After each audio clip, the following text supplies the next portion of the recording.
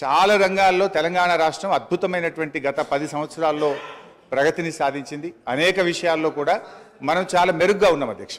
కానీ వీళ్ళు తయారు చేసినటువంటి పట్టికలు చూస్తూ ఉంటే అధ్యక్ష, ఏవైతే వాళ్ళకి కన్వీనియంట్గా ఉంటాయో వాటిని చూపించేటువంటి ప్రయత్నం చేస్తున్నారు. నార్మల్గా అప్పులను ఎట్లా చూస్తామంటే డెట్ టు జిఎస్డిపి రేషియో చూస్తుంటాం.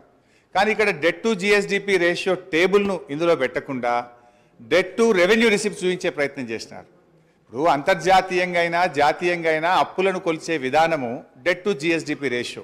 కానీ ఇందులో ఆ టేబుల్ని ఎక్కడ కూడా చూపించకుండా డెట్ టు రెవెన్యూ రిసిప్ట్స్, అది కూడా ఒక కరోనా ఇయర్ 2021-22 కరోనా సంవత్సరాన్ని తీసుకొని దాని ప్రకారంగా ఇక్కడ చూపించేటువంటి ప్రయత్నం చేస్తున్నారు.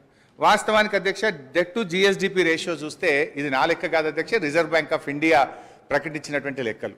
డెట్ టు జిఎస్డిపిలో చూస్తే అధ్యక్ష అప్పులు తక్కువ తీసుకున్నటువంటి రాష్ట్రాల్లో కింది నుంచి మనం 5వ స్థానంలో ఉన్నాం. అంటే మనకంటే 22 రాష్ట్రాలు తెలంగాణ కంటే అప్పు ఎక్కువ తీసుకున్నటువంటి రాష్ట్రాలు ఈ దేశంలో ఉన్నాయి అధ్యక్ష.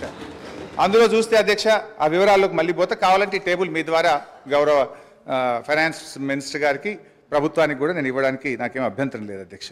అదేవిధంగా అధ్యక్ష ఇట్లా అనేక విషయాల్లో అప్పుల విషయంలో కూడా వాస్తవానికి మనకంటే ఎక్కువ అప్పులు తీసుకున్న రాష్ట్రాలు కూడా ఉన్నాయి అధ్యక్ష. మొన్నటిదాకా మరి కాంగ్రెస్ పార్టీ అధికారంలో ఉన్నటువంటి రాష్ట్రాలు రాజస్థాన్ చూస్తే 2022-23 నాటికి 5,37,013 కోట్ల రూపాయల అప్పు. మరి అదేవిధంగా కర్ణాటక కూడా 5,35,157 కోట్ల రూపాయలు. కానీ ఇవన్నీ ఏంటంటే వాళ్ళు ఆ డెట్ టు జిఎస్డిపి రేషియోలో కానీ ఆ సంఖ్య పరిమాణం కానీ చూపించకుండా ఒక కన్వీనియంట్గా ప్రజల్ని తప్పుదో పట్టించే విధంగా ఒక కుక్డ్ అప్ స్టోరీ తయారు చేసే ప్రయత్నం చేసినారు అధ్యక్ష. అదేవిధంగా క్యాపిటల్ ఎక్స్పెండిచర్లో సరే వాళ్ళు చూపించిన లెక్క ప్రకారమే 54,000 కోట్లు గత 10 ఏళ్లలో క్యాపిటల్ ఎక్స్పెండిచర్ చేసినట్టుగా చూపించారు. కానీ తెలంగాణ రాష్ట్ర ప్రభుత్వం వచ్చిన తర్వాత గత 9 ఏళ్లలో 3,36,916 కోట్ల రూపాయల క్యాపిటల్ ఎక్స్పెండిచర్ జరిగింది. కానీ దీన్ని చూపించే ప్రయత్నం చేయరు.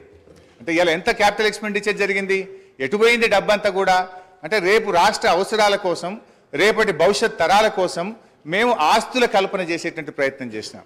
కానీ వాళ్ళ దాంట్లో మరి ఇంత పెద్ద ఎత్తున క్యాపిటల్ ఎక్స్పెండిచర్ జరిగింది అని ఆ నివేదికలో చూపెట్టకుండా ఒక పక్షపాతమైనటువంటి నివేదికను చూపెట్టే ప్రయత్నం చేసినారు.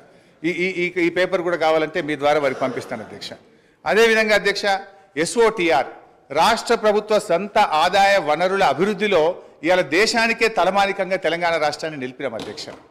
ఇవాళ దక్షిణ భారతదేశంలో 15.6% వృద్ధి రేటులో తెలంగాణలో స్వంత ఆదాయ వనరుల వృద్ధిలో ఈ దేశంలో తెలంగాణ నంబర్ 1 స్థానంలో నిలిపిన దాన్ని ఎక్కడ ఇందులో చూపించేటువంటి ప్రయత్నం చేయలేదు అధ్యక్ష.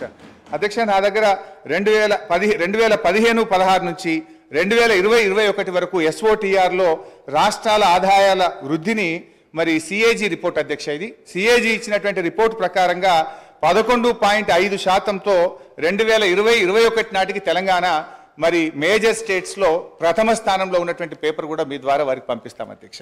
అంటే మన ఆదాయం ఎట్లా పెరిగింది, మన ఆస్తుల కల్పన ఎట్లా పెరిగింది, మన క్యాపిటల్ ఎక్స్పెండిచర్ ఎట్లా చేసినాము అవేవి చూయించకుండా కన్వీనియంట్గా ఒక మిస్లీడ్ చేసేటువంటి ప్రయత్నం ఈరోజు ప్రభుత్వం చేస్తూ ఉంది అధ్యక్ష. అట్లే మెడికల్ అండ్ హెల్త్ దాని విషయంలో కూడా ఏదో మనం తక్కువ ఖర్చు పెట్టామని.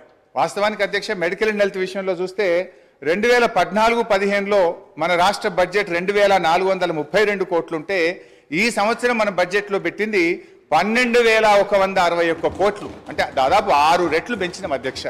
అట్లా డీటెయిల్గా ఇయర్ వైజ్ కూడా ఉంది అధ్యక్ష. 2014-15లో 2,432 ఉంటే 15-16 3,344, 16-17 5,130.